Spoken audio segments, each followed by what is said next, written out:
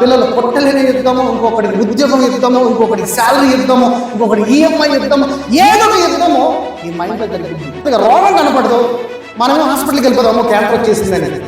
కానీ దేవుడు అతను ఇదంతా చీకటిగా భావిస్తుంది. జగత్ పునాది వేయబడక మునిపే మనలను తన కోసము నిర్ణయించుకున్నాడు. ఎక్కడ? ఆయనలో. ఎందుకని? నీవు ఆయన కుమారుడుగా ఈ లోకంలో సాక్షిగా ఉండి అపవాది అనేవాడి నీ కాళ్ళతో తొక్కి వేయబడటానికి ఆయన నిన్ను ముందుగా తనలో నిర్ణయించుకున్న తర్వాత మనము తన ఎదుట పరిశుద్ధులమును నిర్దోషములై ఉండవలనని జగత్ పునాది వేయబడక మునిపే ప్రేమ చేత ఆయన క్రీస్తులో మనలను ఏర్పరచుకున్నప్పుడు. మనం ఎక్కడ పుట్టాం? క్రీస్తు ఎక్కడి నుంచి వచ్చాడు? పరలోకంలో నుంచి. ఇప్పుడు గుడ్ న్యూస్ ఏం చెప్తున్నాడు? దేవుని రాజ్యం. యేసయ్య ఎక్కడి నుంచి వచ్చాడు? దేవుడి రాజ్యంలో వచ్చాడు. క్రీస్తుగా దేవుడి రాజ్యంలో వచ్చాడు. కాబట్టి ఏ రాజ్యంలోకి నేను ఎంటర్ అవ్వమంటున్నాడు? మళ్ళీ దేవుడు. యేసు ప్రభు వచ్చినప్పుడు పరలోక రాజ్యం ఎక్కడుంది? పైన ఉన్నది. నేను వెళితేనే కానీ మీకు ఆదరణకర్తని పంపిస్తా అన్నాడు. అవునా?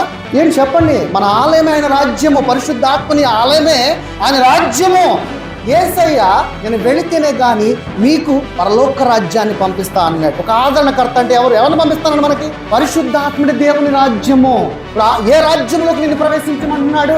పైనుంచి వచ్చిన క్రీస్తు మనము ఎక్కడి నుంచి వచ్చామో ఆ రాజ్యములోకి ప్రవేశించు అంటున్నాడు. చనిపోయిన తర్వాత కాదు, ఈరోజే సత్యమును తెలుసుకుని ఈరోజే ఆ రాజ్యంలోకి ప్రవేశించు అంటున్నాడు. మనం ఏం చేస్తున్నాం అంటే అది మనకు అనవసరం. మనకి ముందు బ్లెస్సింగ్ దయచే. నాకు ఈ కష్టం నేను తట్టుకోలేకపోతున్నాను, ఈ నొప్పి తట్టుకోలేకపోతున్నా. నొప్పి కనపడిద్దా? కనపడదు. రోగం కనపడిద్దా? కనపడదా? ఇప్పుడు నొప్పి కానీ, రోగం కానీ, వేదన కానీ, బాధ కానీ కనపడదు. కానీ మనసులో ఒక యుద్ధమే జరుగుతూ ఉంటుంది ప్రతి ఒక్కరికి. అవునా కదా?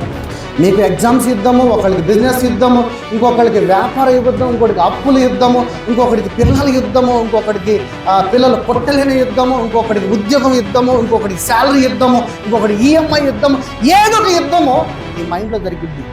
బయటకు కనపడిద్దా?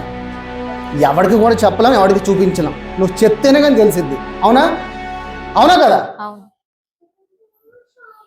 ఇదంతా దేవుడి లెక్కలు ఎలా ఉంది? దేవుని లెక్కలు ఎలా ఉంది? ఇప్పుడు కనపడదు కదా, రోగం కనపడదు, మనమే హాస్పిటల్కి వెళ్ళిపోదాము క్యాన్సర్ వచ్చేసిందని. కానీ దేవుడి లెక్కలు ఇదంతా చీకటిగా భావిస్తున్నాడు. ఎలాగా? ఎందుకంటే దేవుడు వెలుగే ఉన్నాడు, చీకటి అపవాదిగా కనపడుతున్నాడు.